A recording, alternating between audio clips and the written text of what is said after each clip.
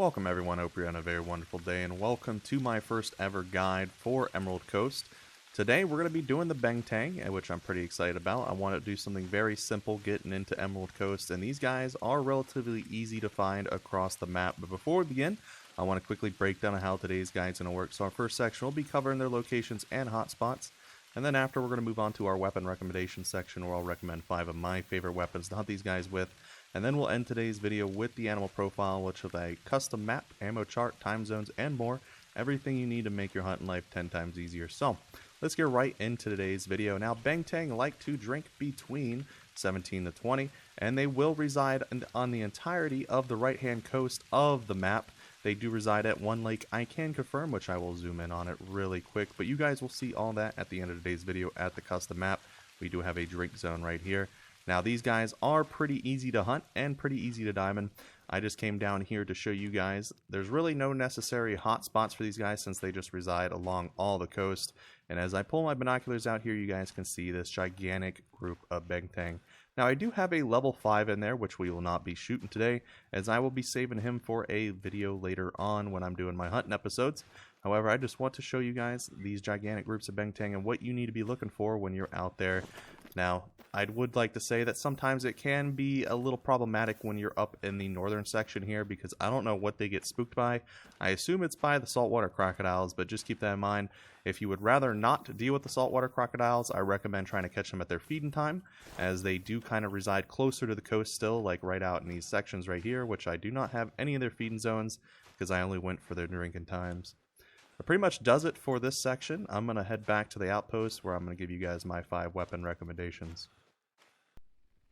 Alrighty folks, so here we are back at the outpost. Before we begin, I want to mention quickly 3 things. First things first is, I'm only going to be covering rifles, handguns, and shotguns. I'll not be covering bows because I'm not a bow expert, so I'll leave that to professionals.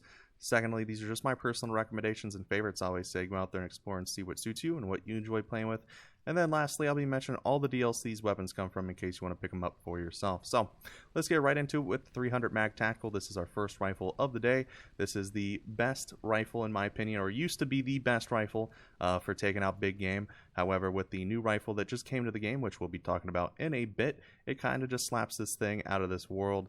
However, this is a good semi-auto alternative that you can use. You have 5 rounds in it. You can play some pretty decent follow-up shots.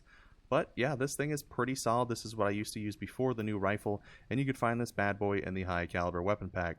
Moving on to our second rifle of the day here. If we can scroll down here and find it, it should be the 338. Now, here's the 338. This is a bolt action one with 5 rounds in it. We do get a 338 in the game, that single shot. However, this is what I used before the 300 Mag Tactical came out, and this thing is pretty solid to use. However, I kind of put this at the bottom of the list when it comes to high-powered rifles, as there's just better alternatives, and you can find this bad boy in the Hunter Power Pack DLC. Moving on to our third rifle and final rifle of the day, we have the 375, which is, in my opinion, the king of the big game rifles. This bad boy will drop them quickly. This has the highest drop rate, in my opinion, when it comes to taking out big game. You have 4 rounds in there. You can play some pretty decent follow-up shots with it, too. I was kind of shocked that the recoil just didn't blow you away. But this thing is very phenomenal. I highly recommend picking up this pack when it comes to hunting big animals, and you can find it in the Hunter's Choice Bolt Action Rifle Pack DLC. Moving on to handguns, we're only going to be covering one handgun. If you guys watch my channel pretty frequently, you already know what I'm going to be recommending. The 45-7 Jernberg Superior is the best handgun in Hunter Call of the Wild. I'm just going to outright say it. This thing is phenomenal. Even though it's a single shot pistol, you have the ability to put a rifle scope on it, which makes it superior in my opinion, and that 45-70 round slaps really hard. So this thing is a blast to use, and you can find it in the high caliber weapon pack DLC as well. Moving on to shotguns, we're going to be covering one shotgun today, and we're going to scroll down here and see if we can find it. This Strandberg 10 gauge is a high-powered 10 gauge shotgun. It's very beautiful. You have 4 rounds in there. I use this thing all the time when it comes to taking out water buffalo and yaks. And now I'm going to be starting to use it on Banteng because it does the same thing as it does to those water buffalo and yaks. This thing is phenomenal, and you can also pick this up in the high caliber weapon pack DLC. Which I just want to point out that I mentioned all 3 rifles from that pack, or weapons from that pack, so I recommend picking it up and just using it on some of these big games. So that pretty much does it for this section of today's video. I'm going to head over and see you guys at the animal profile. And here we are, folks, at the end of today's video. Before I let you guys go, I'm going to do a quick animal profile breakdown. Starting on the left-hand side, we have all of our basic Banteng information. We have our class, difficulty, silver, gold, diamond, threshold, range. We have our weight from least to greatest in kilograms, in pounds. We have our fur types covering common, uncommon, and very rare, which I do want to point out that I put in male or female for those special fur types, just so you guys can see that there and have that when you're out there in the field.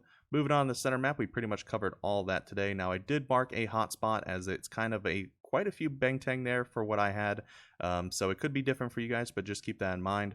Moving on to the top right-hand corner, we have all of our time zones nice and organized for you guys, and then below that, we have our ammo chart for those full integrity kills. Pretty much does it for today's video, folks. If you enjoyed, please drop a like. It really helps out the channel. With that out of the way, I hope you guys have a very wonderful day. Happy hunting, good luck, and I will see you guys in the next one.